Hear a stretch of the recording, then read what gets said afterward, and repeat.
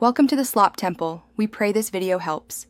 In this video, I will explain how to make delicious chocolate chip cookies. First, let's gather our ingredients. You'll need 2 1/4 cups of all-purpose flour, 1 teaspoon of baking soda, and 1 teaspoon of salt. Also, 1 cup of softened unsalted butter, 3/4 cup of granulated sugar, and 3/4 cup of packed brown sugar. Don't forget 2 large eggs and 2 teaspoons of vanilla extract, plus 2 cups of semi-sweet chocolate chips. Having everything ready makes baking a breeze. Now let's mix our dough.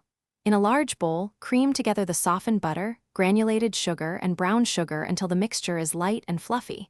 This usually takes about 2 to 3 minutes. Next, beat in the 2 large eggs one at a time, followed by the 2 teaspoons of vanilla extract.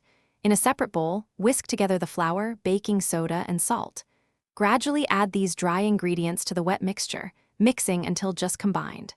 Finally, stir in the 2 cups of chocolate chips. It's time to bake. Drop rounded tablespoons of cookie dough onto ungreased baking sheets, ensuring they are spaced about 2 inches apart. This allows for even baking and prevents them from spreading into each other. Bake in a preheated oven at 375 degrees Fahrenheit for approximately 8 to 10 minutes, or until the edges are golden brown and the centers are still slightly soft.